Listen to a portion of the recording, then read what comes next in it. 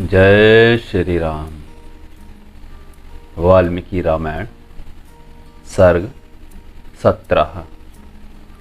श्री राम का राजपथ की शोभा देखते और सुहृदों की बातें सुनते हुए पिता के भवन में प्रवेश। इस प्रकार श्रीमान रामचंद्र जी अपने सुहृदों को आनंद प्रदान करते हुए रथ पर बैठे राजमार्ग के बीच से चले जा रहे थे। उन्होंने देखा सारा नगर ध्वजा और पताकाओं से सुशोभित हो रहा है। चारों ओर बहुमूल अगरू नामक धूप की सुगंध छा रही है और सब और असंख्य मनुष्यों की भीड़ दिखाई देती है। वह राजमार्ग श्वेत बादलों के समान उज्जवल भव्य भवनों से सुशोभित तथा अगरू की सुगंध से व्याप्त हो रहा था। अच्छी श्रेणी के चंदनों, अगरू नामक धूपों, उत्तम गंध द्रव्यों, अलसियां, सन आदि के रेशों से बने हुए कपड़ों तथा रेशमी वस्त्रों के ढेर, अनविधेय मोती और उत्तम उत्तम स्फटिक रत्न उस विस्तृत एवं उत्तम राजमार्ग की शोभा बढ़ा रहे थे। वह नाना प्रकार के पुष्पों तथा भांति भांति के भक्ष्य पदार्थों से भरा हुआ था। उसके चौराहों की दही अक्षित हवस्य, लावा, धूप, अगर, चंदन, नाना प्रकार के पुष्पहार और गंध द्रव्यों से सजा हुआ था। स्वर्गलोक में बैठे हुए देवराज इंद्र की भांति रथ आरूढ़ श्री राम ने उस मार्ग को देखा। वे अपने सुहृदों के मुख से कहे गए बहुत से आशीर्वादों को सुनते और यथायोग उन सब को सम्मान करते हुए चले जा रहे थे। उनके हितैषी सुहृदय कहते थे,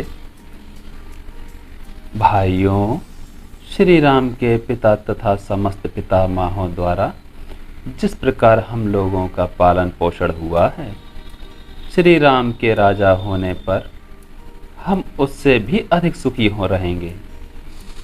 श्री राम को पिता के घर से निकलते हुए देख लें। यदि राजा राम का दर्शन कर लें तो अब हमें इहलोक के भोग और परमार्थ स्वरूप मोक्ष लेकर क्या करना है।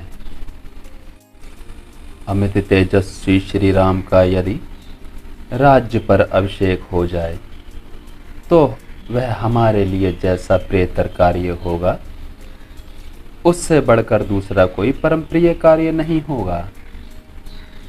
सुहृदों के मुख से निकलती हुई यह तथा और भी कई तरह की अपनी प्रशंसा से संबंधित रखने वाली सुंदर बातें सुनते हुए श्री रामचंद्र जी राजपथ पर बढ़ते चले जा रहे थे। जो श्री राम की ओर एक बार देख लेता था वह उन्हें देखता ही रहता था।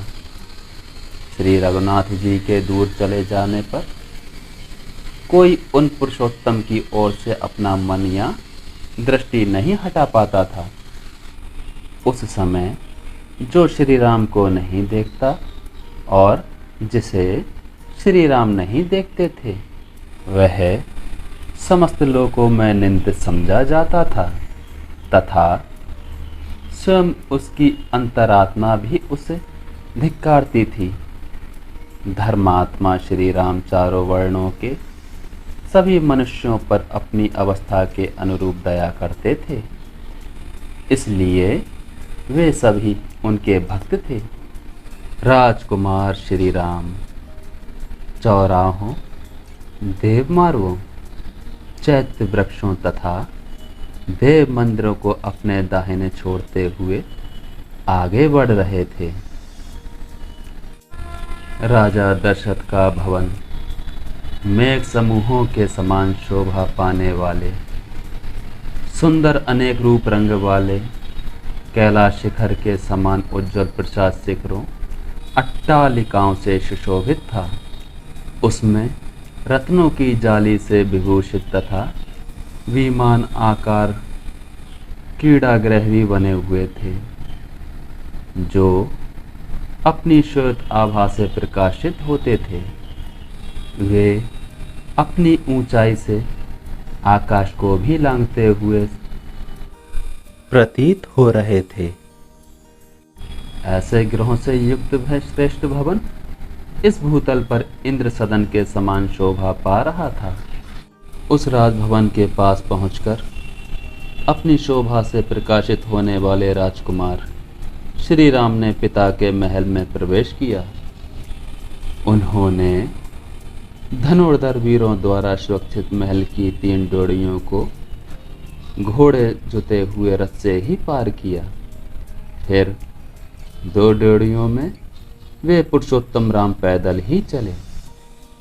इस प्रकार सारी ड्योढ़ियों को पार करके दशरथ नंदन श्री राम ने साथ आए हुए सब लोगों को लौटाकर स्वयं अंतःपुर में प्रवेश हुए। जब राजकुमार श्री राम पिता के पास जाने के लिए अंतःपुर में प्रविष्ट हुए, तब आनंद मग्न हुए सब लोग बाहर खड़े होकर उनके पुनः निकलने की प्रतीक्षा करने लगे। ठीक उसी तरह जैसे सरताओं का स्वामी समुद्र चंद्रोदय की प्रतीक्षा करता रहता है। जय श्री राम।